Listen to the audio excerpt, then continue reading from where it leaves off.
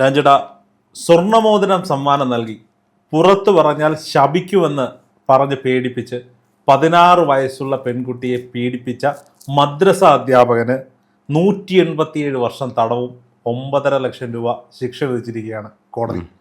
സംഭവം അങ്ങ് ഉത്തർപ്രദേശിലോ UP-യിലോ ഒന്നുമല്ല, കേരളത്തിലാണ്, തളിപ്പറമ്പിലാണ്. ആലക്കാട് ഉദയഗിരി കക്കാട് വളപ്പിൽ മുഹമ്മദ് റാഫി, 39 വയസ്സുള്ള മുഹമ്മദ് റാഫി എന്ന മദ്രസ അധ്യാപകനെയാണ് കോടതി ശിക്ഷിച്ചിരിക്കുന്നത്. എന്താണ് ഈ വിഷയത്തിൽ പറയാനുള്ളത്? ഈ മുഹമ്മദ് റാഫി ഈ കേസിന് മുമ്പ് വേറെ കേസിലകത്തൊക്കെ പോയ ആളാണ്. 24 വർഷം ശിക്ഷ അനുഭവിച്ചത്. ഇതിപ്പോൾ 187 വർഷം അങ്ങനെ കണ്ടാന്ന് തോന്നുന്നു. ഇപ്പം രണ്ടാമത് വന്നിട്ടുള്ളത്. ഈ ഒരു പീഡന കേസിൽ പ്രതിയായി അകത്ത് പോയ ആളെ അകത്ത് പോയിട്ട് പിന്നീട് നിയമത്തിനകത്തെ പഴുതുകൾ ഉപയോഗിച്ചുകൊണ്ട് പരോളിലോ ജാമ്യത്തിലോ ഒക്കെ ഇറങ്ങി പുറത്ത് നടക്കുന്ന ഒരാളെ വീണ്ടും ഒരു മത സ്ഥാപനത്തിനകത്ത് അധ്യാപക വൃത്തിയിലേക്ക് പ്രവേശിപ്പിച്ചത് ആദ്യത്തെ തെറ്റ്. 2, ഈ മദ്രസകളിലെ പീഡനങ്ങൾ ഉണ്ടാകുന്നതിൻ്റെ കാരണം എന്ന് പറഞ്ഞു കഴിഞ്ഞാൽ മദ്രസ പീഡനത്തിന് വലിയൊരു ചരിത്രപരമായിട്ടുള്ള പശ്ചാത്തലമുണ്ട്. ഇപ്പം നമ്മൾ ബാക്കിയുള്ള എല്ലായിടത്തും പീഡനമുണ്ട്. നമ്മളിപ്പോൾ മദ്രസകളിൽ മാത്രമേ പീഡനം, അതിപ്പോൾ മുസ്ലിങ്ങൾക്കെതിരെ പറഞ്ഞു എന്നൊക്കെ പറഞ്ഞാൽ ആരെങ്കിലും പറഞ്ഞു കഴിഞ്ഞാൽ അവരോട് പോയി പണി നോക്കാൻ പറയും, അത്രയേ ഉള്ളൂ. സൺഡേ സ്കൂൾ, കന്യാസ്ത്രീ മഠങ്ങളിലുണ്ട്, സ്വാമിമാർ പീഡിപ്പിക്കുന്ന സംഭവങ്ങളുണ്ട്, ഒക്കെയുണ്ട്. പക്ഷേ താരതമ്യേന ജനസംഖ്യാടിസ്ഥാനത്തിൽ എടുത്തു നോക്കിക്കഴിഞ്ഞാൽ ലോകത്ത് ഏറ്റവും കൂടുതൽ, അല്ലെങ്കിൽ ഇന്ത്യയിൽ, അല്ലെങ്കിൽ കേരളം മാത്രം എടുത്താൽ മതി, കേരളത്തിൽ ഏറ്റവും കൂടുതൽ പീഡനം നടക്കുന്ന എവിടെയെന്ന് വെച്ചാൽ മദ്രസകളിലാണ്. കേരളത്തിൽ ഗവൺമെൻറ് മേഖലയിൽ സർക്കാർ സ്കൂളുകളുണ്ട്, എയ്ഡഡ് സ്കൂളുകളുണ്ട്, അൺഎയ്ഡഡ് സ്കൂളുകളുണ്ട്. ഇതെല്ലാം ഇരിക്കുമ്പോൾ CBSE സിലബസ് പ്രകാരമുള്ള അൺഎയ്ഡഡ് സ്കൂളുകൾ എല്ലാ സ്ഥലത്തും ഉണ്ട്, എല്ലാ പഞ്ചായത്തിലുണ്ട്. ഇതെല്ലാം എടുത്ത് നോക്കുമ്പോൾ അവിടെയും പീഡനങ്ങൾ നടക്കുന്നുണ്ട്, അധ്യാപകരെ പിടിപ്പിച്ച സംഭവങ്ങളുണ്ട്. പക്ഷേ ഇവിടെ 100 നടക്കുമ്പോൾ അവിടെ 1 പോലും നടക്കില്ല. അവിടെയാണ് പ്രശ്നം വരുന്നത്. എന്തുകൊണ്ട് മദ്രസ അധ്യാപകരുടെ കാമപൂർത്തീകരണത്തിന് വേണ്ടി കുട്ടികളെ വിട്ടുകൊടുക്കണം മദ്രസയിലേക്ക് എന്നുള്ളത് മുസ്ലിം സമൂഹം ചിന്തിക്കേണ്ട കാര്യമാണ്. മതപഠനത്തിന് എന്തെല്ലാം മാർഗങ്ങളുണ്ട്. അപ്പോൾ ഞാൻ ഒരു സുറിയാനി ക്രിസ്ത്യൻ സഭയിൽപ്പെട്ട ഒരാളാണ്, മാർത്തോമാ സഭക്കാരനാണ്. ഞാൻ ആകെ ജീവിതത്തിൽ 4ാം ക്ലാസ്സിൽ 5ാം ക്ലാസ്സിലാണ്ട് പഠിക്കുമ്പോൾ എന്നെ സൺഡേ സ്കൂളിൽ എൻ്റെ പപ്പായുടെ സുഹൃത്തായിട്ടുള്ള ആൾ, ഞങ്ങളൊക്കെ അപ്പച്ചൻ എന്ന് വിളിക്കുന്ന ഒരാൾ, പുള്ളി നിർബന്ധം പറഞ്ഞിട്ട് അങ്ങനെ സൺഡേ സ്കൂളിൽ കൊണ്ടു ചേർത്തു. ഒരു ദിവസം ഇരുന്നു ക്ലാസ്സിന്. ഇവരെ ഈ വായി കൊള്ളാത്ത വർത്താനൊന്നും എനിക്കിഷ്ടമായില്ല. ഞാൻ വീട്ടിൽ വന്നിട്ട് പറഞ്ഞു എന്നെ ഇനി വിടലെന്ന് പറഞ്ഞിട്ട് ഞാൻ വീട്ടിൽ വന്നിട്ട് പപ്പയുടെ അടുത്ത് മമ്മിയുടെ അടുത്തൊക്കെ പറഞ്ഞു. പപ്പായും മമ്മിയും പിന്നെ നിർബന്ധിച്ചിട്ടില്ല. എൻ്റെ അനിയത്തിമാർ പോയിട്ടില്ല, സൺഡേ സ്കൂളിൽ പോയിട്ടില്ല. ബൈബിൾ പഠിക്കണമെന്നുണ്ടെങ്കിൽ സൺഡേ സ്കൂളിൽ പോകണം, ഭഗവത്ഗീത പഠിക്കണമെങ്കിൽ ബാലഗോകുലത്തിൽ പോകണം, ഈ ഖുറാൻ പഠിക്കണം എന്നുണ്ടെങ്കിൽ മദ്രസയിൽ ഇവന്മാർ ഈ തുണി അടിച്ച കഥകൾ മാത്രം പറഞ്ഞ് കേൾക്കാൻ പറ്റുന്നതിനെ കുട്ടികളെ വിടണം എന്നുള്ളത് അവരാണ് ചിന്തിക്കേണ്ടത്. ആത്മീയ ബോധമില്ലാത്ത അധ്യാപകർ ഏറ്റവും കൂടുതൽ നിൽക്കുന്നത് ഇസ്ലാമിക സമൂഹത്തിലാണെന്ന് പറഞ്ഞു കഴിഞ്ഞാൽ അത് സമൂഹത്തിനെതിരെയുള്ള ആരോപണമാണ് എന്ന് പറയുന്നവരുടെ മാനസികാവസ്ഥയാണ് പരിശോധിക്കേണ്ടതെന്നുള്ള അഭിപ്രായക്കാരനായ. നിലവിൽ അങ്ങനെ ഒരു സിസ്റ്റം ഉണ്ട്, മദ്രസയിൽ പോയി മദ്രസ പഠനം വേണം എന്നൊരു സിസ്റ്റം ആ മതവുമായി ബന്ധപ്പെട്ടുണ്ട്. പക്ഷേ അവിടെ പോയത് കൊണ്ട് ഈ കുട്ടികൾ പീഡനത്തിന് ഇരയാകുന്നു എന്ന വാദം ഉന്നയിക്കാൻ സാധിക്കും. അല്ലെങ്കിൽ ഇത്തരത്തിലുള്ള സംഭവവികാസങ്ങൾ ഉണ്ടാകാതിരിക്കാൻ ജാഗ്രത വേണ്ടേ? എന്തെങ്കിലുമൊക്കെ പ്രിക്കോഷൻസ് എടുക്കാൻ? അല്ല, പ്രിക്കോഷൻസ് എന്ന് പറഞ്ഞു കഴിഞ്ഞാൽ ഇതിനകത്ത് ഒരുപാട് കാര്യങ്ങൾ ചെയ്യാൻ പറ്റും. ഏറ്റവും കൂടുതൽ ഇത്തരം ആരോപണങ്ങൾ ഉയരുന്നത് സുന്നി മതവിദ്യാഭ്യാസ സ്ഥാപനങ്ങൾക്കെതിരെയാണ്. ഒന്ന് പ്രകൃതിവിരുദ്ധ പീഡനം. പ്രകൃതിവിരുദ്ധ പീഡനം എന്ന് പറഞ്ഞാൽ ഒരു ഗ്ലോബൽ ഫിനോമിനനാണത് ആ സാധനം. കാരണം ഇതൊരു ലോകപ്രതിഭാസമാണ്. ഇത് മുസ്ലിം കമ്മ്യൂണിറ്റിയാണ് ഏറ്റവും കൂടുതൽ. ഇപ്പോൾ യൂറോപ്പിൽ ഈ സംഭവങ്ങളുണ്ട്. ഇപ്പോൾ നമുക്കറിയാം ഗേസ് ഒക്കെ ഏറ്റവും കൂടുതലുള്ളത്, ലെസ്ബിയൻസ് ഏറ്റവും കൂടുതലുള്ളതൊക്കെ യൂറോപ്പിലൊക്കെയാണെന്നുള്ളത് പറയുന്നുണ്ട്. പക്ഷേ എൻ്റെ നേരറിവിൻ്റെ അടിസ്ഥാനത്തിൽ എനിക്ക് തോന്നിയിട്ടുള്ളത് മുസ്ലിം കൺട്രീസിൽ പെട്ടുന്ന അല്ലെങ്കിൽ മുസ്ലിം മതവിഭാഗത്തിൽപ്പെട്ട ആൾക്കാരാണ് ഇതിൻ്റെ പുറകെ. മലപ്പുറത്ത് ജനിച്ചു വളർന്ന ഒരാളെന്നുള്ളത് ഇതിന് മലപ്പുറത്ത് തന്നെ ഏറ്റവും കൂടുതൽ കേസുകൾ റിപ്പോർട്ട് ചെയ്യപ്പെടുന്നു കേരളത്തിൽ. എന്തുകൊണ്ട് ഈ പ്രകൃതി വിരുദ്ധ പീഡനത്തേക്ക് എന്നാൽ മറ്റുള്ള മതങ്ങൾക്കകത്ത് ഇല്ലെന്ന് വെച്ചിട്ടുണ്ട്. ജോ എന്തോ പറയുന്ന ഒരു 10 വയസ്സുള്ള ചെറുപ്പക്കാരൻ 6 വയസ്സുള്ള കുഞ്ഞിനെ കുളത്തിൽ മുക്കിക്കൊന്നു പ്രകൃതി വിരുദ്ധ പീഡനത്തിന് വിസമ്മതം പ്രകടിപ്പിച്ചതിൻ്റെ അമ്മയോട് പറയുമെന്ന് പറഞ്ഞതിൻ്റെ പേരിൽ. അപ്പോൾ എല്ലാത്തിനും ഉണ്ടത്. അതേപോലെ തന്നെ പൂക്കോട്ടുംപാടം എന്ന് പറയും, മലപ്പുറം ജില്ലയിൽ പൂക്കോട്ടുംപാടം, അവിടെ ഒരു പയ്യനെ ഇതേപോലെ തന്നെ കൊന്നു കളഞ്ഞതും അവർ ഹിന്ദു സമുദായത്തിൽപ്പെട്ട. എല്ലാ മതത്തിലും ഉണ്ട്. പക്ഷേ താരതമ്യം ഇവിടെ കൂടുതലാണ്. അത് നായനാർ പറഞ്ഞ പോലെ സില്ലിയായിട്ട് എടുക്കാൻ പറ്റില്ല. നായനാർ പറഞ്ഞ പെണ്ണുള്ള കാലത്തോളം പീഡനം ഉണ്ടാവും എന്ന് പറഞ്ഞ പോലെ പയ്യന്മാരുള്ള കാലത്തോളം പീഡനം ഉണ്ടാവും എന്നൊക്കെ പറഞ്ഞു കഴിഞ്ഞാൽ, അല്ലെങ്കിൽ പെണ്ണുള്ള കാലത്തോളം പീഡനം ഉണ്ടാവും എന്ന് പറഞ്ഞു കഴിഞ്ഞാൽ അതൊന്നൊക്കെ നമുക്ക് വെള്ളം തൊടാതെ വിഴുങ്ങാൻ പറ്റുന്നൊരു കാലഘട്ടമൊക്കെ അവസാനിച്ചിട്ടുണ്ട്. ഇതിനകത്തുള്ള പ്രശ്നം മദ്രസകളിൽ ഈ അധ്യാപകരെന്ന് പറഞ്ഞു കഴിഞ്ഞാൽ അവർക്ക് ബേസിക് നോളജ് ഇല്ല, അക്കാദമിക് ബാക്ക്ഗ്രൗണ്ട് ഇല്ല. ഇവർ 6ാം ക്ലാസ്സിലും 5ാം ക്ലാസ്സിലും പഠിക്കുമ്പോൾ ദർസിൽ പോവുക പഠിക്കാൻ.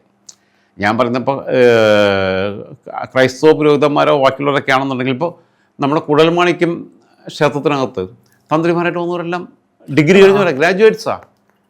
അങ്ങനെയുണ്ട്. ശബരിമലയിലും ഇപ്പോൾ വരുന്നവരെല്ലാം ഗ്രാജുവേഷൻ കഴിഞ്ഞവരാണ്. അക്കാദമിക് പശ്ചാത്തലം ഉണ്ടാവണം. കാരണം ഇവർ മനുഷ്യരുമായിട്ട് ഇടപെടണം. ഇത് 6 വയസ്സിലും 5 വയസ്സിലൊക്കെ പോകുക എന്ന് പറഞ്ഞാൽ ദേശാടന സിനിമയ്ക്കകത്ത്, ജയരാജൻ്റെ ദേശാടന സിനിമയ്ക്കകത്ത് ഒരു കൊച്ചിനെ ഇതേപോലെ സന്യാസിയാക്കാൻ നോക്കുന്നുണ്ട്.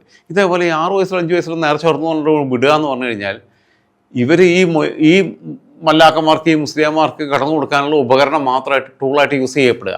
സ്വാഭാവികമായും അവരുടെ സെക്ഷൽ ഓറിയൻറ്റേഷൻ എതിർ ലിംഗത്തിൽപ്പെട്ടവരോടാവില്ല, സ്വന്തം ലിംഗത്തിൽപ്പെട്ടവരോടാണെന്നുള്ള സാധനം വരുന്നുണ്ട്. അതുകൊണ്ടാണ് ഈ പ്രകൃതി വിരുദ്ധ പീഡനങ്ങൾ ഏറ്റവും കൂടുതൽ നടക്കുന്നത് മുസ്ലിം സമൂഹത്തിനകത്താണ്. മുസ്ലിം മത പുരോഹിതന്മാരെന്നോ അല്ലെങ്കിൽ മതം പഠിപ്പിക്കുന്നവരെന്നോ പറയുന്ന അധ്യാപകരുടെ ഭാഗത്തു നിന്നാണെന്നുള്ള യാഥാർത്ഥ്യം. ഇതിനകത്ത് വരുത്താൻ പറ്റുന്ന കാര്യങ്ങൾ എന്ന് പറഞ്ഞാൽ, ഒന്ന് മദ്രസകൾക്കകത്ത് റെഗുലർ ഒരു മദ്രസ സംവിധാനം എന്ന് പറയുന്നതിനോട് തന്നെ വ്യക്തിപരമായി വിയോജിപ്പുള്ള ആളെ. ആചാര്യന്മാർ ക്രിസ്ത്യാനികൾ ആഴ്ചയിൽ ഒരു ദിവസം കൊണ്ടിട്ട് ഈ കിതാബ് ബൈബിൾ പഠിപ്പിക്കുന്നത്. ഹിന്ദുക്കൾക്ക് അങ്ങനെ സ്ഥിരമായൊരു സംവിധാനമേ ഇല്ല. കാരണം അതുകൊണ്ട് വളരെ സ്വാതന്ത്ര്യം അനുഭവിക്കുന്ന ഒരു സമൂഹമാണ് ഹിന്ദു സമൂഹത്തിനകത്ത്. അമ്പലത്തിൽ പോകാൻ പെണ്ണുങ്ങളെ പോകുള്ളൂ രാവിലെ പോയിട്ട് തൊഴാൻ. ആണുങ്ങളാരും രാവിലെ പോയിട്ട് തൊഴുന്നത് വളരെ അപൂർവമാണ്. ഉണ്ട്, അപൂർവമാണ്. പിന്നെ രണ്ടാമത്തെ കാര്യം എന്ന് പറഞ്ഞു കഴിഞ്ഞാൽ, ഒരു അമ്പലത്തിൻ്റെ ഉത്സവം നടക്കുകയാണെന്നുണ്ടെങ്കിൽ അവിടെ ക്ഷേത്ര സമിതിയുടെ പ്രസിഡന്റിന് അധ്യക്ഷനാവാം. ആ അമ്പലത്തിൻ്റെ പരിധിയിൽ തന്നെ പെടുന്ന ഒരു യുക്തിവാദിക്ക് വേണമെങ്കിൽ ഉദ്ഘാടകനാവാം. ഉറപ്പായിട്ടും. കാരണം അങ്ങനെ ഇവൻ പ്രാക്ടീസിങ് ഹിന്ദു ആണോ എന്നുള്ളത് അവിടെ ചർച്ച ചെയ്യപ്പെടുന്നില്ല. അതേസമയം ഇസ്ലാം ക്രിസ്ത്യൻ സമുദായത്തിനകത്ത് അത് കുറച്ചുണ്ട്. പ്രാക്ടീസിങ് ക്രിസ്ത്യനാണോ നോക്കുന്നുണ്ട്. പക്ഷേ ഞാൻ അതിൻ്റെ കൃതികളൊന്നും അനുഭവിച്ചിട്ടില്ല. ഞാൻ എപ്പോഴും പറഞ്ഞൊരു കാര്യമുണ്ട്, ഞാൻ എൻ്റെ ജീവിതത്തിൽ ഒരു കുർബാന കൊണ്ടിട്ടുള്ളത് ആദ്യ കുർബാനയാണ്. പിന്നീട് ഒരിക്കലും കുർബാന കൊണ്ടിട്ടില്ല. കഴിഞ്ഞ 10-15 വർഷത്തിനിടയിൽ ഞാൻ പള്ളി പോയിട്ട് ഫുള്ളായിട്ട് ഒരു ശുശ്രൂഷ എന്നാണ് വാക്കാണ് നമ്മൾ ഉപയോഗിക്കുക. അതിനകത്ത് പങ്കെടുത്ത് ഒറ്റ വട്ടമാണ് എൻ്റെ കല്യാണത്തിനാണ്. എൻ്റെ കല്യാണത്തിന് എനിക്ക് പകരം വേറെ ആരെയും നിർത്താൻ പറ്റാത്തതുകൊണ്ട് ഞാൻ തന്നെ നിന്നു. അത് എന്നുള്ളതാണ് അതിനകത്ത് സംഭവിച്ചിട്ടുള്ളത്. അപ്പോൾ ഈ സംവിധാനം മുസ്ലിം സമൂഹത്തിൽ നടക്കില്ല. പള്ളി 2 ദിവസം പോയിട്ടില്ലെങ്കിൽ കുഴപ്പമാണ്. എന്നാൽ പള്ളിയിൽ പോയിട്ട് ജുമായ നിസ്കരിച്ച് പോകാൻ അടുത്ത മണിക്കൂർ തന്നെ, 1 മണിക്കൂറിനുള്ളിൽ തന്നെ പോയിട്ട് ബാറിൽ പോയാലും കഞ്ചാവ് വിൽക്കാൻ പോയാലും പ്രശ്നമില്ല എന്നുള്ള സാധനമുണ്ട്. പ്രകൃതി വിരുദ്ധ പീഡനങ്ങളുടെ അല്ലെങ്കിൽ പെൺകുട്ടികൾക്കെതിരായിട്ടുള്ള അതിക്രമങ്ങൾ, ഈ 2 കേസുകളും പ്രകൃതി വിരുദ്ധവും മറ്റേതും പ്രകൃതി വിരുദ്ധം തന്നെയാണ്. ചെറിയ കുഞ്ഞുങ്ങളെ പീഡിപ്പിക്കാൻ പ്രകൃതി വിരുദ്ധത്തിൻ്റെ പരിധി പെടുത്തേണ്ടതാണ്. അത് നമുക്ക് അനുവദനീയമായിട്ടുള്ള കാര്യമല്ല, അഭിലഷണീയമായിട്ടുള്ള കാര്യമല്ല. അപ്പം ഇതിനകത്ത് പോകുന്നതിനകത്തുള്ള സംഭവം എന്താണെന്ന് വെച്ചാൽ, ഒന്ന് മദ്രസകളിലുള്ള അധ്യാപകർ. ഇപ്പോൾ നമ്മുടെ ഒരു മകനുണ്ടാവും. ഇപ്പോൾ നീ കൊട്ടാരക്കര മകലിൽ വരുന്നത് വേറെ എവിടെന്നെങ്കിലും കായംകുളത്ത് നിന്നുള്ള ആളായിരിക്കും അവിടെ വരുന്നത്. ഇയാൾ he's away from the family. അപ്പോൾ എന്താണെന്ന് വെച്ചാൽ, 2 വീട്ടിൽ നിന്ന് വിട്ടു നിൽക്കുന്നവർക്കെല്ലാം ഈ സെക്ഷൽ ഫ്രസ്ട്രേഷൻ ഉണ്ടാകുമെന്ന് വെച്ചാൽ ഉണ്ടാവില്ല. ഇപ്പോൾ ഗൾഫിലൊക്കെ പോയിട്ട് 4 വർഷം 2 വർഷമൊക്കെ നിന്നിട്ട് ആൾക്കാർ നാട്ടിൽ വരുന്നുണ്ട്. എനിക്കറിയില്ല, 1 വർഷം പോലും തയ്ച്ച് നിൽക്കാനൊന്നും എനിക്കൊന്നും പറ്റിയിട്ടില്ല. നമ്മളൊക്കെ വർഷത്തിൽ 4-5 പ്രാവശ്യം വന്നു പോയിക്കൊണ്ടിരുന്ന. പക്ഷേ 3-4 വർഷമായിട്ട് ഗൾഫിൽ നിന്ന് വരുന്ന ആൾക്കാരുണ്ട്. അവർ ഈ സെക്ഷൽ ഫ്രസ്ട്രേറ്റഡ് ആണെന്ന് പറഞ്ഞിട്ട് അവർ വേശ്യകളുടെ അടുത്ത് പോലും പോകാതെ നിൽക്കുന്ന ആൾക്കാരുണ്ട്. അവരെ സംബന്ധിച്ചിടത്തോളം അവരുടെ ജീവിതത്തിൻ്റെ സങ്കീർണതകളാണ് അവരുടെ മുമ്പിലുള്ളത്. അതേസമയം ഈ അധ്യാപകർ ഭയങ്കര ലാവിഷ് ലൈഫിലേക്ക് വരിക. സാമ്പത്തികമായിട്ട് അവർക്ക് പ്രയാസമുണ്ട്. അവർക്ക് മര്യാദയ്ക്കുള്ള വേതനം കൊടുക്കുന്നില്ലെന്ന്. നല്ല വേതനം കൊടുക്കണം എന്നുള്ള അഭിപ്രായക്കാരനാണ്. കാരണം മദ്രസ അധ്യാപകർക്ക്, ഈ മല്ലാക്കന്മാർക്ക്, മുക്രിമാർക്കെല്ലാം നല്ല വേതനം കൊടുക്കണം. അതിനുള്ള വരുമാനം എല്ലാ മകലുകളിലും ഉണ്ട്. ഇവർ മദ്രസ അധ്യാപകരായിട്ട് വരുമ്പോൾ ഒന്ന് ചെലവിന് കൊടുക്കാമെന്നുള്ള പരിപാടിയുണ്ട്. ഈ മൂല്യന്മാർക്കും ഈ മദ്രസ അധ്യാപകർക്കൊക്കെ ഇവർക്ക് 3 നേരത്തെ ഭക്ഷണം.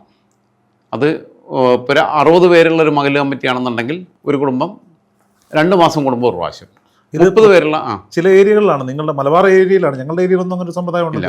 മലബാറിലുണ്ട്, മലപ്പുറത്ത് വ്യാപകമായിട്ടുണ്ട്. അപ്പം മലപ്പുറത്ത്, കോഴിക്കോട്, പാലക്കാടൊക്കെ ഉണ്ട്.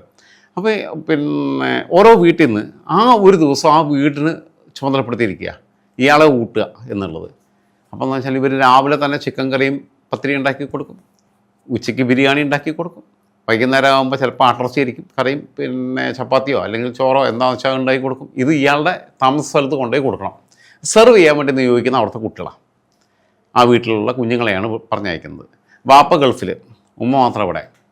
അപ്പോൾ ഇവർ കൊണ്ടുപോയിട്ട് കൊടുക്കുന്ന സമയത്ത് ഇയാൾ ഇത് തിന്ന് ഈ സാധനം, ഈ എനർജി ഉള്ള സാധനങ്ങളെല്ലാം, പ്രോട്ടീനുള്ള സാധനങ്ങളെല്ലാം തിന്ന് നിൽക്കുക. ഇയാൾക്കൊരു എൻ്റർടൈൻമെൻ്റ് ഇല്ല.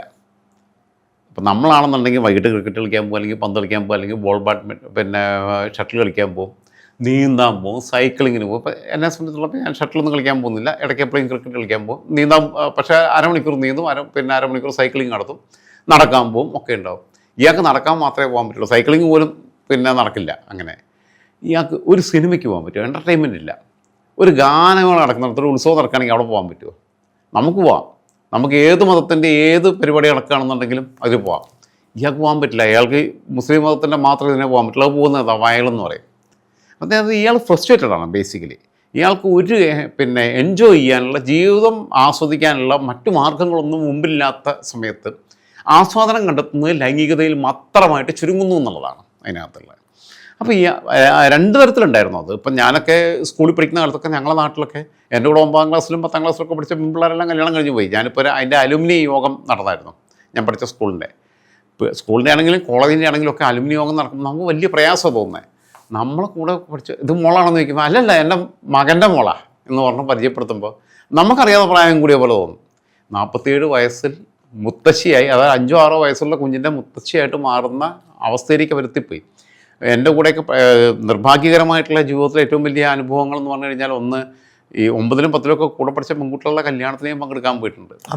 അന്ന് ഞാൻ പഠിക്കുമ്പോൾ 93-94 കാലഘട്ടത്തിൽ പെൺകുട്ടികളുടെ കാര്യത്തിൽ കാലഘട്ടം മാറി. അത് മാറി. മലപ്പുറത്ത് അത് മാറിയിട്ടുണ്ട്. മലപ്പുറത്ത് ഇപ്പം പിന്നെ ബാപ്പയും ഉമ്മയും കല്യാണം ആലോചിച്ച് വന്നാൽ വാപ്പ വേണമെങ്കിൽ വീട്ട് കല്യാണം, അല്ലെങ്കിൽ ഉമ്മ വീട്ട് കെട്ടിക്കോവാനെന്ന് പറയും. പിള്ളേർ നല്ല, അതുമല്ല ഏറ്റവും ഇന്ന് അക്കാദമിക് ഈ വെള്ളാപ്പള്ളി ഗണേശൻ പറഞ്ഞ മാതിരിയുള്ള വൃത്തിയിട്ട വർത്താനൊന്നും പിന്നെ മലപ്പുറത്ത് കൊണ്ടുവന്ന് ചെലവഴിക്കാൻ നോക്കിക്കഴിഞ്ഞാൽ നടക്കില്ല. നമുക്കറിയാവുന്നതല്ലേ. ഞാൻ മലപ്പുറം, എൻ്റെ അയൽവക്കാർ, ബാക്കിയുള്ളവർ, നാട്ടുകാർ, മുസ്ലിം സമൂഹം പുരോഗതിയുടെ വഴിയാണ് പോകുന്നത്. പുതിയ തലമുറയിൽ നമുക്ക് വലിയ പ്രതീക്ഷയുണ്ട്. രാഹുൽ ഗാന്ധി വന്നപ്പോൾ, നിന്റെ നേതാവാണല്ലോ, രാഹുൽ ഗാന്ധി വന്നപ്പോൾ രാഹുൽ ഗാന്ധിയുടെ പ്രസംഗം കാളിയാവ് സ്കൂളിലും പിന്നെ കരുവാരകുണ്ട് സ്കൂളിലും വണ്ടൂർ സ്കൂളിലും, അദ്ദേഹത്തിൻ്റെ മണ്ഡലമാണ്, അദ്ദേഹത്തിൻ്റെ കോൺസ്റ്റിറ്റ്യുവൻസിയാണ്, അവിടെ പിന്നെ ഇംഗ്ലീഷ് പ്രസംഗം മലയാളത്തിലേക്ക് ഏറ്റവും മനോഹരമായി ഒരക്ഷരത്തിൽ പോലും പിഴവില്ലാതെ പരിഭാഷപ്പെടുത്തിയത് മുസ്ലിം പെൺകുട്ടികളാണ്. അപ്പോൾ അവർ സിവിൽ സർവീസിലേക്ക് സ്കോർ ചെയ്യുന്നു. ബാക്കിയുള്ള മെഡിക്കൽ എൻട്രൻസ്, എഞ്ചിനീയറിംഗ് എൻട്രൻസ്. അപ്പം മുസ്ലിം സമൂഹം ഇപ്പോൾ വളരെ പുരോഗതിയുടെ പതയിലേക്ക് പോവുകയാണ്. പക്ഷേ അവരതുകൊണ്ട് തന്നെ പലപ്പോഴും ഈ പ്രാകൃതമായ ആചാരങ്ങൾ തള്ളിക്കളയുകയും ചെയ്യുന്നുണ്ട്. ഈ മല്ലാക്കന്മാർക്കൊന്നും അവരുടെ ജീവിതത്തിൽ അവർ അവസരം കൊടുക്കുന്നില്ല എന്നുള്ളതാണ്. 2, ഈ ഞാൻ പറഞ്ഞല്ലോ അക്കാദമിക് പശ്ചാത്തലം ഇല്ലാത്തവരെ കൊണ്ടുവരുന്നു. 2, വനിതാ അധ്യാപകർ മദ്രസകളിൽ സുന്നി സമൂഹത്തിനകത്ത് വളരെ കുറവാണ്. അപൂർവമായിട്ട് ഇല്ലയെന്ന് തന്നെ എനിക്ക് പറയാം. കാരണം പിന്നെ 1% പോലും ഇല്ല എന്നുള്ളതാണ്. ഇവിടെ യുവന്മാർ വന്നിട്ട് യുവന്മാരുടെ ഫ്രസ്ട്രേഷനിൽ കുഞ്ഞുങ്ങളെ നേരെ എതിർക്കുന്നത്. 10-11 വയസ്സുള്ള പിള്ളേർക്ക് ഇതെന്താണെന്നുള്ള അറിയുമോ? ഞാൻ നേരത്തെ പറഞ്ഞ പോലെ തന്നെ ഈ ഒരു കാലത്ത് ഡിവോഴ്സ് റേറ്റ് ഏറ്റവും കൂടുതലുണ്ടായിരുന്നത് കേരളത്തിൽ മലപ്പുറത്തിലാണ്. ഇപ്പോൾ ഡിവോഴ്സ് ആവുന്ന സ്വാഭാവികമാണ്. എല്ലാ ജില്ലയിലും ഉണ്ട്, എല്ലാ സമൂഹത്തിലും ഉണ്ട്, എല്ലാ മതത്തിലും ഉണ്ട്. പക്ഷേ അന്നത്തെ കാലത്ത് എന്താണെന്ന് വെച്ച് കഴിഞ്ഞാൽ, ഇപ്പോൾ എൻ്റെ വീടിനടുത്ത് തന്നെയുള്ള ഇമ്മുവിൻ്റെ ഒറിജിനൽ പേരെന്താണെന്ന് എനിക്ക് ഇപ്പോഴും അറിയത്തില്ല. ഇമ്മുവിന് 9ാം ക്ലാസ്സിൽ പഠിക്കുമ്പോൾ കല്യാണം കഴിച്ചു. 2 മാസം കഴിഞ്ഞപ്പോൾ പിരിഞ്ഞു വന്നു. മുടിയല്ലല്ല ഇവർ ഒഴിവാക്കി. അവൾ പറഞ്ഞൊരു വർത്തമാനമുണ്ട്. അവൾ പറഞ്ഞ വർത്തമാനം എന്ന് വെച്ചാൽ, ഓരേ രാത്രി ആയാൽ എന്നെ ഉപദ്രവിക്കാൻ വരിക, എന്നെ മാന്താൻ വരിക, പിച്ചാൻ വരിക എന്നൊക്കെ പറഞ്ഞു. ഇവൻ സെക്സുമായിട്ട് ബന്ധപ്പെട്ടാണ് പോകുന്നത്. ഈ പെണ്ണിന് ഇത് മനസ്സിലാക്കാനുള്ളതില്ല. അപ്പോൾ ഒരു കിസ് ചെയ്യാൻ പോയാലും അല്ലെങ്കിൽ ബലമായിട്ടൊന്നും, അല്ലെങ്കിൽ അവളുടെ ശരീരത്തിൽ ഏതെങ്കിലും അവയവങ്ങൾ പിടിച്ചാൽ അത് അക്രമമായി തോന്നുന്ന മാനസികാവസ്ഥയിൽ നിൽക്കുന്ന ഒരു കുഞ്ഞിനടുത്ത് ഈ പണ്ടത്തെ കാലത്ത്, അന്ന് 6ാം നൂറ്റാണ്ടിൽ പിന്നെ 6 വയസ്സുകാരിയെ കെട്ടിയതും 9 വയസ്സുകാരിയെ പീഡിപ്പിച്ചതും ഒക്കെ കഥ പറഞ്ഞുകൊണ്ടിരുന്നിട്ട് ഇന്ന് കാര്യമില്ല. 6ാം നൂറ്റാണ്ടിൽ നിന്ന് 21ാം നൂറ്റാണ്ടിലേക്ക് 1700 വർഷം നമ്മൾ സഞ്ചരിച്ചു. ഇപ്പോഴും അതേ പ്രാകൃതമായ ആചാരം ഇന്നത്തെ കാലഘട്ടത്തിൽ ഇവിടെ ഇംപ്ലിമെന്റ് ചെയ്യണമെന്ന് പറയുന്ന വികലമായ മാനസിക സ്ഥിതിയുള്ള, സിസേറിയൻ ചെയ്തില്ലെങ്കിൽ 4 വർഷം വേണമെങ്കിലും കുഞ്ഞു വയറ്റി ഏതോ ഒരു വൃത്തികെട്ട പിന്നെ ഒരു മര്യാദയെന്ന് പറഞ്ഞിട്ടുണ്ട്. ഇവനെയൊക്കെ പിന്നെ സത്യം പറഞ്ഞു കഴിഞ്ഞാൽ അടിച്ച് പറഞ്ഞയക്കാൻ മുസ്ലിം സമൂഹമാണ് മുന്നോട്ട് വരണ്ടേ. ഇപ്പം രോഹിത്ത് പറഞ്ഞാലും രാജൻ ജോസഫ് പറഞ്ഞാലും ഒരു പ്രശ്നമുണ്ട്. രാജൻ ജോസഫ് പറഞ്ഞാൽ ജോസഫ് പറഞ്ഞു, രോഹിത് ഓ ഹിന്ദു, RSS ആണ്, ഞാൻ പിന്നെ ക്രിസംഗിയാണ് എന്ന് പറയും. ഈ മുസ്ലിം സമൂഹത്തിനകത്ത് നിന്ന് ഇതിനെതിരെ പ്രതിഷേധം ഉയരണം. ഇത്തരം ആൾക്കാരെ കോർണർ ചെയ്യണം, അവർക്ക് വേദികൾ കൊടുക്കല്ലേ. ഇപ്പോൾ പിന്നെ കഴിഞ്ഞ ദിവസം തന്നെ നമ്മൾ പറഞ്ഞു, വീട്ടിൽ നിന്ന് പ്രസവിച്ചിട്ട് ഒരു പെണ്ണ് മരിച്ചു പോയത്, 5 കുഞ്ഞുങ്ങളുണ്ട്. എന്തുകൊണ്ട് ഇവർ യാഥാസ്ഥിതികയുടെ ചങ്ങല പൊട്ടിച്ച് പുറത്തേക്ക് വരുന്നില്ല എന്നുള്ള വലിയ പ്രശ്നം കൂടി വരുവാണെന്നുള്ളതാണ്. ഒരു വിഭാഗം ആളുകളിൽ, ഒരു വിഭാഗം ആളുകൾ ഇതേ സമുദായത്തിൽ വലിയ രീതിയിൽ ഉയർന്നു വരുമ്പോൾ, സാമൂഹികമായിട്ട് വല്ലാതെ ഉയർന്നു വരുമ്പോൾ, മറ്റ് ചില ആളുകൾ വീണ്ടും പഴയ പ്രാചീന കാലഘട്ടത്തിലേക്ക് വണ്ടി പിടിച്ച് പോയിക്കൊണ്ടിരിക്കുക. അവിടെ പർപ്പസ്ഫുള്ളിയാണ് നടക്കുന്നത്. ഇതിനകത്ത് സാമൂഹ്യമായ പുരോഗതിയിലേക്ക് വരുന്നവർ ജമാഅത്ത് ഇസ്ലാമിൽപ്പെട്ടവരാണ്. അവരെല്ലാം വെൽ സെറ്റിൽഡാണ്. അവരെല്ലാം ഗവൺമെൻറ് ജോബിലും അല്ലെങ്കിൽ പുറത്താണെങ്കിലും ഉയർന്ന ജോലികളിലാണ്, ഉയർന്ന വിദ്യാഭ്യാസമുണ്ട്, സ്ത്രീ സമത്വമുണ്ട്, ഒക്കെ ഉണ്ട്. അവർ ഞങ്ങൾക്കിതൊക്കെ ആവാം. പക്ഷേ സുന്നികളെടുത്ത് പറയുന്നത് നിങ്ങളവിടെ കിടക്കാനാണ്. കാരണം അവരുടെ ഏറ്റവും വലിയ പ്രഖ്യാപിത ശത്രുക്കൾ എന്ന് പറഞ്ഞാൽ, ഇപ്പോൾ ഷിയ മുസ്ലിങ്ങളുടെയും ജമാഅത്ത് ഇസ്ലാമി പോലെയുള്ള സംഘടനകളുടെയും ഏറ്റവും വലിയ പ്രഖ്യാപിത ശത്രുക്കൾ എന്ന് പറഞ്ഞാൽ അത് RSS അല്ല, അത് ക്രിസ്ത്യാനി അല്ല, ഹിന്ദു അല്ല, ബുദ്ധമതക്കാരനല്ല. അവരുടെ പ്രഖ്യാപിത ശത്രു സുന്നി വിഭാഗത്തിൽപ്പെട്ടവരാണ്. സുന്നിക്കാർ ഇവിടെ കിടന്ന് തകരണം. അവിടെ നിന്നിട്ട് അവരുടെ പിന്നെ മൃതശരീരത്തിൽ ചവിട്ടി വേണം ഇവർക്ക് ഇവരുടേതായ സങ്കല്പത്തിലുള്ള ഇസ്ലാമിക രാഷ്ട്രം പിന്നെ സ്ഥാപിക്കുക എന്നുള്ള.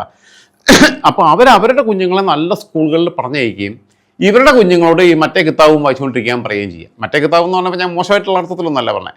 വിശുദ്ധ ഖുറാനെ അവൾ ബഹുമാനിക്കുന്നുണ്ട്, പക്ഷെ അത് പഠിപ്പിക്കേണ്ട രീതിയിൽ, അർത്ഥവത്തായ രീതിയിൽ, ബൈബിളായാലും ഖുറാനായാലും ഭഗവത്ഗീതയാണെങ്കിലും പഠിപ്പിക്കേണ്ട രീതിയിൽ പഠിപ്പിക്കാൻ യോഗ്യരായവർ പഠിപ്പിക്കണം. ഇതിനെ വികലമായ അർത്ഥത്തിൽ പഠിപ്പിക്കുമ്പോൾ ഈ തലമുറ വഴിതെറ്റുക. ഇപ്പോൾ ഒരു കാലഘട്ടത്തിൽ എൻ്റെ നാട്ടിലൊക്കെ വയൽ സംസാരിക്കുക എന്ന് പറയും, സുന്നി കേന്ദ്രമാണ്. വയലെന്ന് പറഞ്ഞു കഴിഞ്ഞാൽ മതപ്രഭാഷണ പരമ്പരയാണ്. എല്ലാ മതങ്ങൾക്കും ഉണ്ട് ഇത്തരം പ്രഭാഷണ പരമ്പരകളൊക്കെ. ഇപ്പോൾ മാറ്റം വന്നിട്ടുണ്ട്. ഇപ്പം ഇസ്ലാം മതത്തിലൊക്കെ വലിയ റെവല്യൂഷൻ വന്നിട്ടുണ്ട്. അന്നത്തെ കാലഘട്ടത്തിൽ അല്ലാഹുവിൻ്റെ റസൂല് പറയുന്നു, പെണ്ണേ നീ മുട്ടുമടക്കുന്നതിനിടയിലുള്ള സാധനം പുറത്ത് കാണിക്കരുത് കേട്ടോ എന്ന് പറഞ്ഞിട്ട് പറയും. സെക്സ് അല്ലാതെ വേറെ വർത്തനമില്ല അവന്മാർക്ക്. എന്തിനാ വയലിന് പോകുന്നത്? മുത്തുച്ചിപ്പി വായിച്ചിരുന്നാൽ മതി എന്നേ അന്നത്തെ കാലത്ത്. ഞാൻ സ്കൂളിൽ പഠിക്കുന്ന കാലത്ത് അന്ന് മുത്തുച്ചിപ്പിയുള്ളൂ, ഇപ്പോൾ ഇൻ്റർനെറ്റിലുള്ളൂ, ഇപ്പോൾ അല്ലെങ്കിൽ പോൺ വീഡിയോസ് ഹോംവർക്ക് അയച്ചു കൊടുക്കണം, ഇതായിരുന്നു വായിക്കട്ടെ എന്ന്. ഞാൻ പറഞ്ഞത് ഇവർ ഈ വൃത്തികെട്ട വികലം, അത് അതിൻ്റെ ബേസിക് സൈക്കോളജിക്കലായിട്ടുള്ള അപ്രോച്ച് അവർ നടത്തുന്നത്. ഈ 10-13 വയസ്സിൽ കല്യാണം കഴിച്ച് 14 വയസ്സിലും കല്യാണം കഴിച്ച പെൺകുട്ടികൾക്ക് 2 മാസം ഉണ്ടാവുള്ളൂ ഈ പുതിയാപ്പിള കൂടെ. അപ്പോൾ തൊട്ടും പിന്നെ തടവിയും പിന്നെ ഒന്ന് കോരിത്തെരിപ്പിച്ചും ഇത് ഇക്കിളിപ്പെടുത്തുന്ന ഒരു സാധനമാണെന്നുള്ളത് മനസ്സിലായി. ഇതിൻ്റെ എൻജോയ്മെൻറ്റ് അവർക്ക് മനസ്സിലായി. സെക്സിൻ്റെ ഇതിൻ്റെ ആത്മീയ തലം അവർക്കറിയില്ല, ഇതിൻ്റെ വ്യക്തിപരമായ ബന്ധത്തിൻ്റെ ഒരു തലം അവർക്കറിയില്ല, ഈ കെമിസ്ട്രിയെ കുറിച്ചിട്ടുള്ള പൊതുധാരണകളില്ല. സംഭവം അവരെ സംബന്ധിച്ചിടത്തോളം ഫക്കിങ് മാത്രമാണ്. ഇംഗ്ലീഷുകാർ പറയുന്ന പോലെ റിയലി ഫക്കിങ് മാത്രം, ഇൻ്റർകോഴ്സ് മാത്രമാണ്. അതിനപ്പുറത്തേക്ക് ഒന്നുമില്ല, അറ്റാച്ച്മെൻ്റ് ഇല്ല, ഒന്നുമില്ല. മാനസികമായിട്ട് അത് ഉൾക്കൊള്ളാനുള്ള മാനസികാവസ്ഥയില്ല. ഇപ്പം പോയി കുറച്ച് കഴിയുമ്പോഴും ഉസ്താദ് ഇതൊക്കെ പറഞ്ഞു കഴിഞ്ഞ് കഴിഞ്ഞാൽ പിന്നെ ഈ വീട്ടിൽ നിന്ന് ചിലവിന് കൊടുക്കുന്നു. ഇടയ്ക്ക് പിന്നെ ഭർത്താവ് ഗൾഫിലാണ്, ഇവിടെ ഒറ്റയ്ക്ക് താമസിക്കുകയാണെങ്കിൽ ഇടയ്ക്ക് ഉസ്താദ് ആത്മീയ പ്രഭാഷണം നടത്താൻ വരുന്നു, വീട്ടിൽ ക്ലാസ് എടുക്കാൻ വരുന്നു, ക്ലാസ് സെക്സ്വൽ ക്ലാസ്സിലേക്ക് പോകുന്നു, പ്രാക്ടിക്കൽ ക്ലാസ്സിലേക്ക് പോകുന്നു. ഈ പെണ്ണെന്ന് വെച്ചാൽ അന്ന് തൊട്ട് കഴിഞ്ഞിട്ട് പിന്നെ 1 കൊല്ലം 2 കൊല്ലം കഴിഞ്ഞിട്ട് അന്ന് ഉംറയ്ക്ക് ആവുക. മലപ്പുറത്തുനിന്ന് ഉംറയ്ക്ക് പോയി കഴിഞ്ഞാൽ അവിടെ ചെന്ന് കഴിഞ്ഞാൽ ഇവർ മുങ്ങുക ചെയ്യുന്നത്. ഉംറ എന്ന് പറഞ്ഞു കഴിഞ്ഞാൽ ഒരിക്കലും ജോലി ചെയ്യാനുള്ള അവസരമല്ല, ഇപ്പോൾ അത് നടക്കുന്നില്ല. അപ്പം ഇവിടെ പോയിട്ട് നിൽക്കുമ്പം ഇവരെന്തിനാ കല്യാണം കഴിക്കുന്നത്? ഈ പയ്യനെ കൊണ്ട് കല്യാണം കഴിപ്പിക്കുന്ന ഒരു പെണ്ണെ കെട്ടിക്കഴിഞ്ഞാൽ സ്ത്രീധനം കിട്ടിയിട്ട് ഗൾഫിൽ പോകാൻ എഴുതിയിട്ടാണ്, വിസയ്ക്കും ടിക്കറ്റിനുള്ള പൈസ ഉണ്ടാക്കുക എന്നുള്ളതാണ്. ഈ സാധനം വന്നിട്ട് ഈ മൂല്യന്മാർ കുറേ പേര് നിരങ്ങി നടക്കുകയായിരുന്നു. പല ഒരുപക്ഷെ നമ്മുടെ തലമുറയിലൊക്കെ പെട്ട പല ആൾക്കാരെയും മലപ്പുറത്തുള്ളവരുടെ DNA പരിശോധന നടത്തി കഴിഞ്ഞാൽ അവരുടെ സ്വന്തം പിതാക്കന്മാരല്ല പിതാക്കന്മാരെന്നുള്ള യാഥാർത്ഥ്യം. ആദ്യമൊക്കെ സേഫായിട്ടുള്ള കാര്യങ്ങളൊക്കെ ചെയ്യും, പക്ഷെ ഒരു ഘട്ടം കഴിയുമ്പോൾ ഇത് പിടുത്തപ്പെട്ടു. എനിക്ക് ചില അനുഭവങ്ങളുണ്ട്, എനിക്ക് വ്യക്തിപരമായിട്ട് അറിയാവുന്നുണ്ട്. ഒന്നുമല്ല, എൻ്റെ നാട്ടിലൊരു പച്ചക്കറി ആചാര്യൻ എന്ന് പറയുന്ന ആചാര്യനുണ്ടായിരുന്നു. ഇയാൾ നിലമ്പൂർക്കാരനാണ്. മഞ്ചേരിയിൽ വന്നിട്ട് അവിടെ കുറച്ച് സ്ഥലം എടുത്ത് താമസിക്കും. അപ്പോൾ ഇയാളെന്ന് വെച്ചാൽ ഭാര്യയും മക്കളുമായിട്ടൊക്കെ പിണങ്ങി 10-70 വയസ്സുണ്ട്. ഇയാൾ 10-30 വയസ്സുള്ള മോളേക്കാൾ പ്രായം കുറഞ്ഞ പെണ്ണെ കല്യാണം കഴിച്ചിട്ടാണ് വരുന്നത്. അന്ന് ഈ പെൺകുട്ടികൾ കല്യാണം നടക്കാതെ നിൽക്കുക. അപ്പോൾ അങ്ങനെ വരുമ്പോൾ ഇപ്പം കാലം അതിന് ഒരുപാട് ചെയ്യുന്നുണ്ട്. ഇപ്പോൾ ആണുങ്ങൾക്ക് പെണ്ണുങ്ങളെ കിട്ടാനില്ല. അപ്പോൾ എന്നോട് ഓർത്തഡോക്സുകാർ വിളിക്കും, മർത്തമക്കാർ വിളിക്കും, കത്തോലിക്കാർ വിളിക്കും, പിന്നെ ലത്തീൻകാർ വിളിക്കും. അവിടെ എവിടെയെങ്കിലും ഏതെങ്കിലും നമുക്കൊരു പറ്റിയ പെങ്കുച്ചുണ്ടോ? സുന്നി വിളിക്കും, മുജാഹിദ് വിളിക്കും, നായർ വിളിക്കും, തീയം വിളിക്കും, എല്ലാവരും SC വിളിക്കും, എല്ലാവരും വിളിക്കും. വിളിക്കുന്നതെന്ന് വെച്ചാൽ ഇന്ന് പെൺപിള്ളേരെ കിട്ടാനില്ല, അവരാവണം പറയുന്നത് എനിക്ക് ഇന്ന യോഗ്യതയുള്ള ആൾ മതി എന്നുള്ളത് പറയുന്നത്. അപ്പോൾ അതൊരു കാലത്തിൻ്റെ കാവ്യനീതി എന്നാണ് ഞാൻ കാണുന്നത്. കാരണം ഒരു കാലഘട്ടത്തിൽ വയറ്റിലുള്ള കുഞ്ഞ് പെൺകുഞ്ഞാണെന്ന് തിരിച്ചറിയുമ്പോൾ സ്കാനിങ് റിപ്പോർട്ട് കിട്ടുമ്പോൾ ഭ്രൂണഹത്യ നടത്തിയിട്ടുള്ള സമൂഹത്തിന് ദൈവം കൊടുത്തിട്ടുള്ള ശാപമാണത്. ഇന്നൊരു പെൺകുഞ്ഞിനെ കിട്ടാൻ വേണ്ടി എല്ലാവരും ആഗ്രഹിച്ചിരിക്കുന്ന അവസ്ഥയാണ്. ഇപ്പോൾ രോഹിത്താണെങ്കിൽ പോലും രോഹിത്തിൻ്റെ ഭാര്യ 5 2 കുഞ്ഞുങ്ങൾ വേണമെന്നാണെങ്കിൽ 1 പെൺകുഞ്ഞായിരിക്കണം എന്നുള്ളത് ആഗ്രഹിക്കുക. തീർച്ചയായിട്ടും അത് മാനസികമായിട്ടാണ് നമ്മുടെ ഇത് നിൽക്കുന്നതാണ്. അതുമാത്രമല്ല, ഈ പെൺമക്കൾ വളർന്നു വരുമ്പോൾ അവരാണ് ഈ വാപ്പാനെയും ഉമ്മാനെയൊക്കെ നോക്കുന്നത്. എൻ്റെ അനുഭവത്തിൽ പലരും, അല്ലെങ്കിൽ അച്ഛനെയും അമ്മയും നോക്കുന്ന, പപ്പയും അമ്മയും നോക്കുന്ന ഈ പെൺകുഞ്ഞുങ്ങളാണ്. ആണുങ്ങളെക്കാൾ നമ്മളെക്കാൾ ബെറ്ററായിട്ട് അവർ നോക്കും, എല്ലാവരെയും കെയർ ചെയ്യും. അപ്പം ഈ ഞാൻ പറഞ്ഞു വന്നത് വിട്ടുപോയെന്ന് തോന്നുന്നു. ഒന്ന് ട്രാഫിക് അപ്പോൾ ഇതിനകത്തുണ്ടായിരുന്നൊരു വിഷയം എന്ന് വെച്ചാൽ, ഒന്ന് അത്തരം അവസ്ഥകളെ ഒരു ദുരുപയോഗപ്പെടുത്തിയിരുന്നു. ഇന്ന് അതിനുള്ള സ്പേസും ഇല്ല. പക്ഷേ ഈ മദ്രസകളിൽ പഠിപ്പിക്കുന്ന അധ്യാപകർക്കോ അല്ലെങ്കിൽ മകളിലെ ഉസ്താദിനോ പിന്നെ മുക്രിക്കോ അല്ലെങ്കിൽ മൂലിയാർക്കോ ഈ വീട്ടിൽ നിന്ന് ഭക്ഷണം കൊണ്ടുപോയി കൊടുക്കുന്ന സംവിധാനം ഒഴിവാക്കിയിട്ട് അവർക്ക് ചെറിയ ശമ്പളം കിട്ടുന്നത്. ഞാൻ ഒന്ന് പറഞ്ഞു, അവർക്ക് എനർജി എക്സോസ്റ്റ് ചെയ്യാൻ വേറെ മാർഗ്ഗവും ഇല്ല. അവരെ ആകെ എനർജി എക്സോസ്റ്റ് ചെയ്യാനുള്ള മാർഗ്ഗം ഇതാ, ലൈംഗികത മാത്രമാണ്. അവിടെ മാത്രമേ അവർക്കൊന്ന് വേർക്കാൻ പറ്റുള്ളൂ. പന്ത് കളിക്കാൻ പറ്റില്ല, പറമ്പിൽ ഇറങ്ങി കളിക്കാനില്ല, ഒന്നുമില്ല, ഒരവസരങ്ങളും ഇല്ല. ഒരു തടവറയിൽ ജീവിക്കുന്നവരാണ്. അവരുടെ മാനസികമായിട്ടുള്ള അവസ്ഥയെക്കുറിച്ച് നമ്മളൊരു പഠനം നടത്തേണ്ടതുണ്ട്. ശരിക്കും പറഞ്ഞു കഴിഞ്ഞാൽ അവർ അസംതൃപ്തരാണ്, ഒരു ടിപ്പിക്കൽ ലൈഫിൽ പോകുന്നു. 2, ഇറങ്ങി വെറുതെ നടക്കാനും പറ്റില്ലല്ലോ, പറമ്പിൽ കൂടെ ഒന്നും പറ്റില്ല. ഒരു ഗാനമേളയ്ക്ക് പോയിട്ട് ഡാൻസ് കളിക്കാൻ പറ്റുമോ അവർക്ക്? ഏതെങ്കിലും ഉത്സവത്തിന് പോകാൻ പറ്റുമോ? കാരണം ഇവർ മുസ്ലിം പുരോഹിതരാണ്, അല്ലെങ്കിൽ മുസ്ലിം മതം പഠിപ്പിക്കുന്നവരാണ്. ഹിന്ദുക്കളുടെ അമ്പലത്തിലെ ഉത്സവത്തിന് പോയിട്ട് ചാടി കളിക്കാൻ പറ്റുമോ? നമുക്ക് ചാടി കളിക്കാം, ഒന്നും പറ്റില്ല. പള്ളിപ്പെരുന്നാളിന് പോകാൻ പറ്റുമോ? ക്രിസ്ത്യൻ പള്ളിപ്പെരുന്നാളിന്. അല്ലെങ്കിൽ നവദിന റാലിക്ക് പോയാലും ഇവരെ വള്ളയും പള്ളിയും കൊടുത്ത് തൊപ്പിയിട്ടിട്ട് ഇങ്ങനെ ഒരുപാട് മറ്റേ നമ്മുടെ രൂപങ്ങൾ ഇങ്ങനെ വെക്കുന്ന പോലെ തന്നെ, എന്തോ അതിന് പറയുന്നത്, ഈ കെട്ടുകാഴ്ച അങ്ങനെ വെക്കുന്ന പോലെ തന്നെ ഇവരെയും പ്രദർശിപ്പിച്ചുകൊണ്ട് നടക്കാമെന്നല്ലാതെ വേറൊന്നുമില്ല. അപ്പോൾ ഇവരുടെ എനർജി അവിടെയാണ് ഇവരെ എക്സ്പോസ് ചെയ്യുന്നത്. 2ാമത്തെ കാര്യം എന്ന് വെച്ചാൽ ഇവരെ വീട്ടിൽ നിന്ന് ഒരുപാട് ദൂരെയുള്ള സ്ഥലങ്ങളിലാണ് ഇവരെ അപ്പോയിൻമെൻറ്റ് ചെയ്യുന്നത്. എൻ്റെ അഭിപ്രായത്തിൽ അതാത് മഹല്ല് കമ്മിറ്റിക്ക് കീഴിൽ തന്നെ സ്കോളേഴ്സ് ആയിട്ടുള്ള അധ്യാപക ശേഷിയുള്ള ആൾക്കാരുണ്ടാകുമ്പോൾ അവരെ അതാത് മഹലിന് കീഴിൽ തന്നെ ആക്കുക. അപ്പം എന്ന് വെച്ചാൽ വനിതാ അധ്യാപകർ അതിലേക്ക് വരാം. വീട്ടിൽ നിന്ന് പോയിട്ട് വരുന്ന സ്ഥിതി ഉണ്ടെങ്കിൽ ഇവരെ കുഞ്ഞുങ്ങളെയും കളിപ്പിച്ച് ഇവരെ ഭാര്യയുടെ കൂടെ അവരെ സെക്സ് അവിടെ തീരും. ബാക്കിയുള്ള കാര്യങ്ങൾ എൻ്റർടൈൻമെൻ്റ് ഒക്കെയായി. പിന്നെ സിനിമയ്ക്കൊന്നും പോകാൻ അപ്പോഴും പറ്റില്ല എന്നുണ്ടെങ്കിൽ അവർക്ക് വീട്ടിൽ കുഞ്ഞുങ്ങളെ കളിപ്പിച്ചിരുന്നാൽ തന്നെ പറ്റും. ഇതൊന്നുമില്ല. ഇത് കോഴിക്കോട്ടുള്ളവനെ കൊണ്ടുവന്നിട്ട് മലപ്പുറത്തുള്ളവനെ കൊണ്ടുപോയിട്ട് പിന്നെ കൊയിലാണ്ടിയിലിടും, കൊയിലാണ്ടിയിലുള്ളവനെ കൊണ്ടുപോയിട്ട് പാലക്കാട് കുളമന്നത്തിടും. ഈ സിസ്റ്റം മാറണം. അതേസമയം ക്രൈസ്തവ സഭയ്ക്കകത്തും ഇങ്ങനെയുണ്ട്. ഇപ്പം കത്തോലിക്ക സഭയ്ക്കകത്ത് കല്യാണം കഴിക്കാൻ പറ്റില്ല. പക്ഷേ മാർത്തോമ, CSI, യാക്കോബ, ഓർത്തഡോക്സ് സഭകൾക്കകത്തൊക്കെ എന്ന് വെച്ചാൽ കല്യാണം കഴിക്കാൻ പറ്റും. അവർ ഇടവകയിൽ അവരുടെ പാരിഷിന്റെ ചുമതലയുള്ള അച്ഛനെ കൊണ്ടുവരുമ്പോൾ അയാളുടെ വൈഫിനെ കൂടിയാണ് അവിടെ അക്കോമഡേറ്റ് ചെയ്യുന്നത്. ഫാമിലിയായിട്ട് താമസിക്കാനുള്ള സംവിധാനം ചെയ്യും. ഒന്നുകിൽ അവിടെ ഫാമിലിയായിട്ട് താമസിക്കാനുള്ള സംവിധാനം 3 വർഷത്തേക്ക് നിർത്തുകയാണെങ്കിൽ അവിടെ കുഞ്ഞുങ്ങളെ പഠിപ്പിക്കാനുള്ള സംവിധാനം, ഭാര്യ കൂടെ നിൽക്കാനുള്ള അതിനുള്ള അക്കോമഡേഷൻ ഫെസിലിറ്റി കൊടുക്കും. റൂം എടുത്ത് കൊടുത്തിട്ട് ഇയാളെ അടച്ചിട്ട് കഴിഞ്ഞാൽ ജയിലിൽ കഴിയുന്ന പോലെ തന്നെയാണ്. അപ്പോഴാണ് ഈ പ്രശ്നങ്ങൾ ഈ ക്രിമിനൽ മൈൻഡിലേക്ക് പോകുന്നത്. 2, വനിതാ അധ്യാപകരെ മദ്രസകളിൽ നിർബന്ധമായിട്ടും വെക്കണം. അത് കേരളത്തിലെ മുസ്ലിം സമൂഹത്തിൻ്റെ അടുത്ത് എനിക്ക് പറയാനുള്ള ഏറ്റവും പ്രധാനപ്പെട്ട കാര്യം അത്. ഇപ്പോൾ സൺഡേ സ്കൂളിൽ വനിതാ അധ്യാപകരുണ്ടാവും, ബാലഗോകുലത്തിന് പഠിപ്പിക്കാൻ മരുന്നുകളുണ്ട്, ഒക്കെയുണ്ട്. ശശികല ഉൾപ്പെടെയുള്ളവർ അങ്ങനെ വന്നാൽ, ശശികലയെക്കുറിച്ച് എനിക്ക് വലിയ അഭിപ്രായമൊന്നുമില്ല. അത്യാവശ്യം വിഷകലയാണെന്നുള്ള അഭിപ്രായം തന്നെ നിരുത്തരവാദപരമായിട്ടുള്ള പ്രസ്താവനകൾ നടത്താറുണ്ട്. പക്ഷേ ഈ എന്തൊക്കെ പറഞ്ഞാലും മറ്റു മതങ്ങൾക്കകത്ത് ഇല്ലാത്തൊരു സാധനമാണ് ഇവിടെ മുസ്ലിം മതത്തിനല്ല, മറ്റു മതങ്ങൾക്കകത്തുള്ളതും മുസ്ലിം മതത്തിനകത്ത് ഇല്ലാത്തതുമായിട്ടുള്ള സംവിധാനം എന്ന് പറഞ്ഞാൽ സുന്നികൾക്കിടയിൽ പ്രത്യേകിച്ചും വനിതാ അധ്യാപകരില്ല. മുജാഹിദുകളും ജമാഅത്തുകാരും അവരുടെ മദ്രസ സ്ഥാപനങ്ങൾക്കകത്ത് വനിതാ അധ്യാപകരെ വെക്കും. അത് ഈ ചിലപ്പോൾ അവരുടെ റേഷ്യോ കൂടുതലുമാണ്. അനുപാതാടിസ്ഥാനത്തിൽ വനിതകൾക്ക് പ്രാമുഖ്യമുള്ള സ്ഥാപനങ്ങൾ എനിക്കറിയാം. ഞാൻ പലരുമായിട്ട് സംസാരിച്ചിട്ടാണ് ക്യാമറയുടെ മുമ്പിൽ രോഗത്തിൻ്റെ കൂടെ ഇരിക്കുന്നത്. അപ്പം ഈ വനിതാ അധ്യാപകരെ വെച്ച് കഴിഞ്ഞാൽ ഇവർക്ക് ഈ കുഞ്ഞുങ്ങളുടെ സൈക്കോളജി പെട്ടെന്ന് കിട്ടും. അവരെന്ന് വെച്ചാൽ സ്വന്തം അമ്മയുടെ സ്ഥാനത്താണ് ഈ ടീച്ചേഴ്സിനെ കാണുക. അത് സ്കൂളിൽ പഠിക്കുമ്പോൾ നമുക്കും അങ്ങനെയാണല്ലോ. പുരുഷ അധ്യാപകരെക്കാൾ കൂടുതൽ LP സ്കൂളിൽ പഠിക്കുമ്പോൾ നമുക്കൊരു നമ്മളെ തലോടുന്നൊരു ടീച്ചറോടുമില്ല, അവരും ആണെങ്കിലും മാതൃഭാവത്തിൽ നിൽക്കും. അല്ലാത്തവരുണ്ട്, ഇല്ല എന്നല്ല പറയണേ. ഈ വനിതാ അധ്യാപകർക്ക് കുഞ്ഞുങ്ങളുടെ അടുത്ത് പെട്ടെന്ന് ഓപ്പൺ ആവാൻ പറ്റും. പെൺകുട്ടികൾക്ക് പ്രത്യേകിച്ചും അവർക്ക് വേറെ ആരോടും പറയാൻ പറ്റില്ല. അവരുടെ നെഞ്ചത്ത് കയറി പിടിച്ചാലും അവരുടെ വേറെ ഏതെങ്കിലും സ്ഥാനത്ത് പിടിച്ചു കഴിഞ്ഞാലും ഇയാൾ പിടിച്ചു എന്നുള്ള ആരോടും അറിയിക്കാതെ കൊണ്ടുനടക്കുക. വീട്ടിൽ പോയിട്ടും പറയില്ല. അതിന്റെ കൂട്ടത്തിൽ ശപിക്കും എന്നുള്ള പേടിയുണ്ടേ. നമ്മൾ തുടങ്ങിയത് അതെ ശപിക്കും എന്നൊക്കെ പറഞ്ഞിട്ട് ഇയാൾ ദൈവത്തിന്റെ പ്രതിപുരുഷനാണ്. അപ്പോൾ ഇയാൾ ശപിച്ചാൽ ഏക്കും എന്നുള്ളത് കുഞ്ഞ് മനസ്സിൽ പേടി വരിക. അല്ലെങ്കിൽ എൻ്റെ വാപ്പ ഞാൻ വിചാരിച്ചാൽ ഞാൻ പ്രാർത്ഥിച്ചാൽ മരിച്ചു പോകും, എൻ്റെ ഉമ്മ മരിച്ചു പോകും എന്നൊക്കെ പറഞ്ഞു കഴിയുമ്പോൾ കുഞ്ഞ് പേടിക്കുക. പിന്നെ കുഞ്ഞിൻ്റെ അടുത്ത് ഇയാൾ എന്ത് ചെയ്താലും ഇതിനെ വടങ്ങിയും കൊടുക്കുന്ന അവസ്ഥ വരിക. അപ്പോൾ ഇവരുടെ നിസ്സഹായ അവസ്ഥയെ ചൂഷണം ചെയ്യുക. അതിന് മാറ്റം വരും. വനിതാ അധ്യാപകർ വരുമ്പം പെൺകുട്ടികൾക്കെങ്കിലും ഓപ്പണായിട്ട് സംസാരിക്കാം. വേണ്ടാന്ന് ഇവർക്ക് പീരിയഡ്സിൻ്റെ ടൈമിലുള്ള പ്രശ്നങ്ങൾ ബാക്കിയുള്ള കാര്യങ്ങളൊക്കെ പറയാൻ പറ്റുന്ന രീതിയിലുള്ള ഡിഗ്രി കഴിഞ്ഞ ഗ്രാജുവേറ്റ്സ് ആയിട്ടുള്ള എത്രയോ പെൺകുട്ടികൾ മുസ്ലിം സമുദായത്തിലുണ്ട്. വേറെ ജോലിക്കുമ്പോൾ അത്ര അവർക്ക് വീട്ടിലിരിക്കുകയാണെന്നുണ്ടെങ്കിൽ പോയിട്ട് രാവിലെ പോയിട്ട് മദ്രസയിലൊന്നും പോകുക, അല്ലെങ്കിൽ വൈകിട്ട് പോയിട്ട് മദ്രസയിലൊന്നും പോയിട്ട് 2 മണിക്കൂർ ഇരിക്കുന്നതിന് ഒരു ബുദ്ധിമുട്ടുണ്ടാവില്ല. റെഡിയാവും. അവർക്ക് എല്ലാം പേയ്മെൻറ്റ് കൊടുക്കണം. അപ്പോൾ ഈ കുട്ടികൾ സേഫായി. ചെറിയ ആൺകുട്ടികൾക്കാണെങ്കിലും ഈ സ്ത്രീകളായിട്ടുള്ള ടീച്ചർമാർ വരുമ്പോൾ അവർ കുറച്ചുകൂടെ അറ്റാച്ച്ഡ് ആവും. അല്ലാതെ ഈ മറ്റൊരെന്താ വെച്ചാൽ ഇവരുടെ ഫ്രസ്ട്രേഷൻ ഇവിടെ ഒന്ന് തീർക്കുക. ഞാൻ പറഞ്ഞില്ല, വീട്ടിൽ നിന്ന് വിട്ടു നിൽക്കുക, എല്ലാം കൂടെ ഭ്രാന്ത് പിടിച്ചിട്ട് അവർക്ക് ഇഷ്ടമില്ലാത്ത ജോലി ചെയ്യണേ.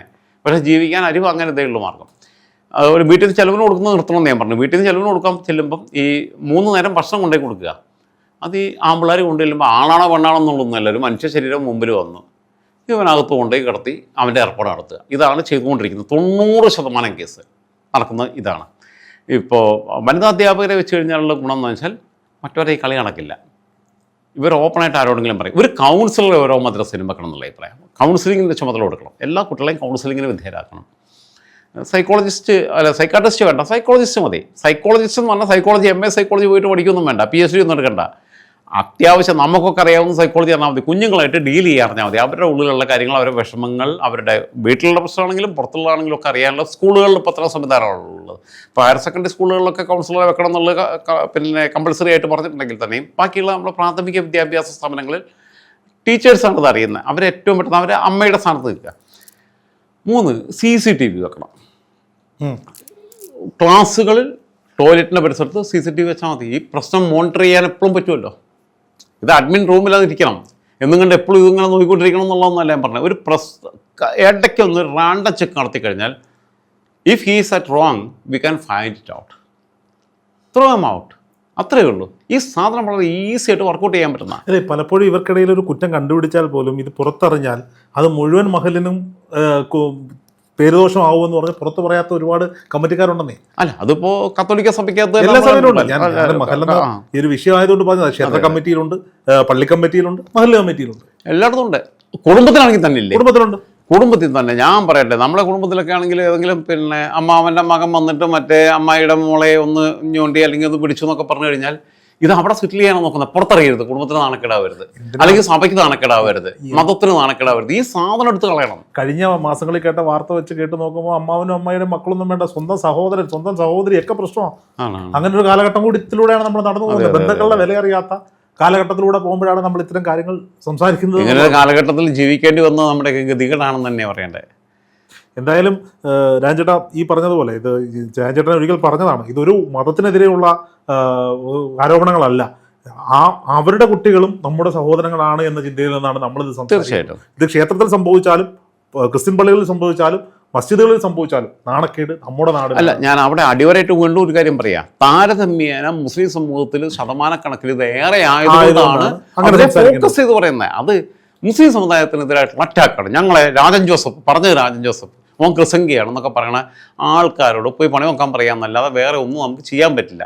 നമ്മളെ സംബന്ധിച്ചിടത്തോളം എനിക്കറിയാവുന്ന, ഞാനിപ്പോഴും മലപ്പുറത്തിൻ്റെ മുസ്ലിം പിന്നെ സമുദായത്തിൻ്റെ അവിടുത്തെ സഹോദരങ്ങളുടെ സ്നേഹം അനുഭവിച്ച് ജീവിക്കുന്ന ഒരാളെന്നുള്ള രീതിയിൽ എനിക്ക് പറയാനുള്ളത്, നവീകരണത്തിൻ്റെ പതിലൊന്ന് നമ്മൾ വിപ്ലവത്തിൻ്റെ വഴി കൂടിയാണ് സഞ്ചരിക്കുന്നത്. അതിനകത്ത് വർഗീയത കണ്ടെത്താൻ ശ്രമിക്കുന്ന ആൾക്കാരെ മൈൻഡ് ചെയ്യാൻ ഒരു ഘട്ടത്തിലും ഉദ്ദേശിക്കുന്നില്ല. അല്ലാതെ മുഖ്യമന്ത്രി പിണറായി വിജയനെ പോലെ ഇന്നലെ കുറ്റം പറഞ്ഞ് നാളെ വേദി ചെന്ന് കെട്ടിപ്പിടിച്ച് അത് നമുക്ക് അടുത്ത് വേറെ മിടുക്കനാണ് എന്ന് പറയാൻ ആഗ്രഹിക്കുന്നില്ല എന്ന് പറഞ്ഞുകൊണ്ട് നമുക്കിത് അവസാനിപ്പിക്കാം.